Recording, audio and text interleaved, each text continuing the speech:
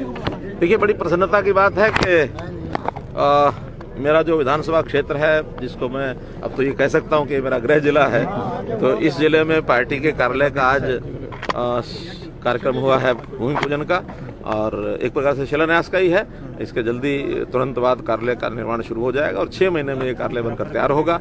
कार्यकर्ताओं को पार्टी के काम को और सुदृढ़ करने के लिए एक अच्छा अवसर कार्यालय का निर्माण होता है।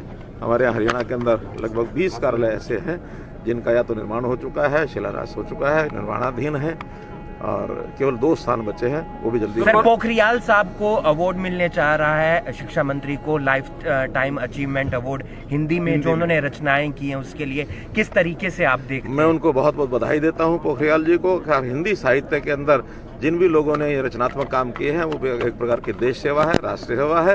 उन्होंने इतनी बड़ी सेवा की है, इसके लिए उनको कोटिशा बधाई।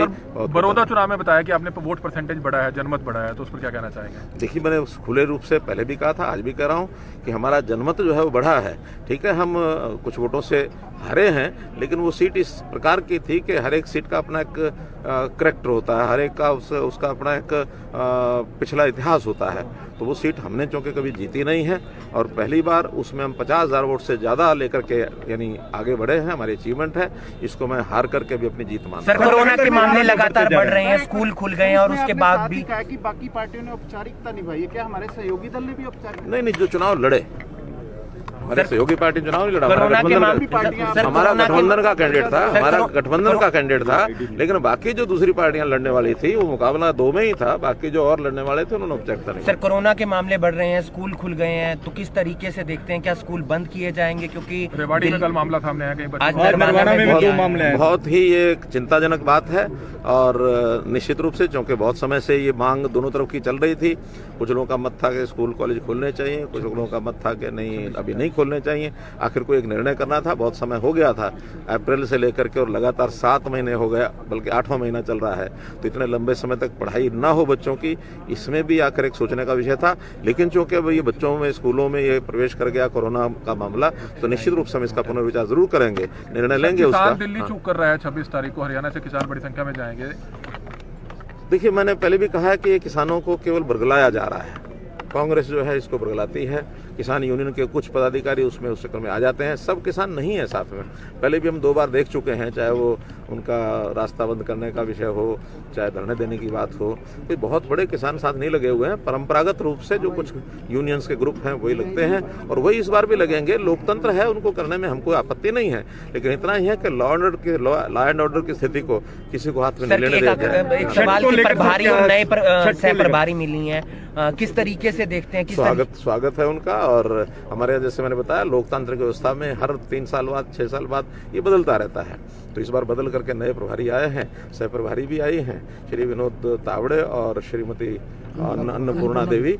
तो उन दोनों का मैं अभिनंदन करता हूं, स्वागत करता हूं। और वो 25 तारीख को हरियाणा के दौरे पर आने वाले हैं, 4-5 दिन रुकेंगे।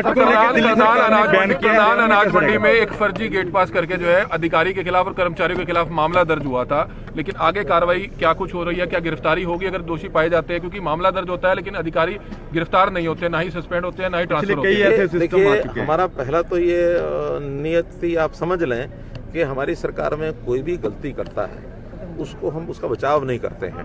कहीं भी कोई भी मिल जाए, वो फिर इस सरकार का समय का कर्मचारी है या अधिकारी है, इसलिए कोई हमारी जिम्मेदारी वो सरकार के अंदर चलाने वाले सरकार की वो कोई गलती नहीं होती है। कर्मचारियों के अंदर जो एक विकृति है, उस विकृति को दूर करने के लिए, और हम उनको समझाते भी हैं पहले, और जब कोई गलती करता है तो उसकी डिपार्टमेंटल इंक्वायरी होती है। डिपार्टमेंटल इंक्वायरी में जो भी दोषी होता है, जितना दोष होता है उसके हिसाब से आरती राइस मिलर्स मिलकर दबाव बना देते हैं, फिर कार्रवाई नहीं होती। कुछ नहीं, ऐसा नहीं है। हमारे यहाँ ऐसा भी कोई उदाहरण अगर आप देंगे कि किसी ने दोष किया हो और किसी ने दबाव बनाया, हमने उसमें से पीछे हटे हो, कभी नहीं हटे। लगातार प्रदर्शन कर रहे हैं, नहीं, प्रदर्शन करते रहे, लेकिन हम उस दबाव के कारण से झुकते नहीं है। मैंने पहले भी कई बार कहा है, ठीक काम ठीक है, गलत गलत है। गलत काम के खिलाफ अगर कोई दबाव बनाएगा तो हम गलत काम को स्वीकार नहीं करते। Deputy mayor, senior deputy mayor Karnal को मिलने वाले हैं, कल चुनाव है। पार्षदों ने कहा कि मुख्यमंत्री जी जिसका नाम आगे करेंगे हम उसी पर फूल चढ़ा देंगे, हम वोटिंग नहीं चाहते। मैं तो चाहता हूं ना कि पार्षदों ने ये कहा, तो पार्षदों का बड़ा धन्यवाद करता हूं। यही होना चाहिए, सब जगह यही होता है। हमारे यहाँ कोई बहुत ज्यादा उसका विवाद नहीं होता है। पार्टी के नाते से जो भी बैठ के तय किया जाता है सर, करनाल में आज कांग्रेस में प्रदर्शन कर रही है, कांग्रेस करनाल में एमबीबीएस को लेकर। कांग्रेस का काम है एमबीबीएस का जहां तक विषय है, मैं इसको स्पष्ट करता हूं। देखिए, बहुत प्रदेशों ने इस प्रकार की बॉन्ड की व्यवस्था की हुई है। हमारा उद्देश्य अल्टीमेटली ये है कि हम ग्रामीण क्षेत्र के लोगों की स्वास्थ्य सेवाएं दे सकें। अभी तक क्या होता है कि डॉक्टर एमबीबीएस बनने के बाद, एमडी करने के बाद वो हरियाणा में सरकारी नौकरी नहीं करते हैं, प्राइवेट नौकरियों में तो सामान्यतः चले जाते हैं। हमने उसमें ये किया कि जो प्राइवेट नौकरी में जाएगा उसी को फीस देनी पड़ेगी, जो सरकारी नौकरी करेगा उसको फीस नहीं देनी पड़ेगी। ये केवल मात्र बॉन्ड भरवाया गया है कि अगर आप सरकारी नौकरी नहीं करेंगे, बाहर चले जाएंगे, तो आपको अपने पास से पैसे भरने हैं, अन्यथा ये सरकार का पैसा है। हम जो बैंक से उनको लोन करा के बॉन्ड लिया है उसको अलग एक ट्रस्ट में रखते हैं, उसी ट्रस्ट में से वो पैसा वापस बैंक में। सरकारी सबको तो नहीं मिलती, लेकिन नौकरी सरकारी सबको हमने नहीं प्रबंध मिलती। किया है कि हमारे यहाँ जितने भी लोग आएंगे हम उनको सबको काम लेंगे, सरकारी नौकरी देंगे, अन्यथा कोई और तरीका निकालेंगे। जो हरियाणा के सरकारी मेडिकल कॉलेज में आज से पढ़ेगा इस वर्ष से, उनको सबको नौकरी देने का प्रबंध करेंगे। और अगर मानो किसी को नौकरी भी नहीं दे पाएंगे, उसके लिए भी हमने व्यवस्था की है कि उसके जो ए श्रेणी के कॉलेज हैं उनका 90% वो हम सरकार वहन करेगी, जिनको हम नौकरी नहीं दे पाएंगे। 20% का, उसका भी 75% हम वहन करेंगे, इसलिए कोई उसके ऊपर बोझ नहीं पड़ेगा। हाँ, नौकरी देने की स्थिति हमारी है। कारण ये है कि आज जो वर्ल्ड लेवल के मापदंड हैं वो है 1000 व्यक्तियों के पीछे एक डॉक्टर होना चाहिए। उस हिसाब से हमको आज हरियाणा में 27,000 डॉक्टर चाहिए। आज हम सिर्फ सरकारी और प्राइवेट डॉक्टर मिला करके 13 से 14,000 हैं। आज भी इस समय भी 13,000 लोगों की हमको आवश्यकता है।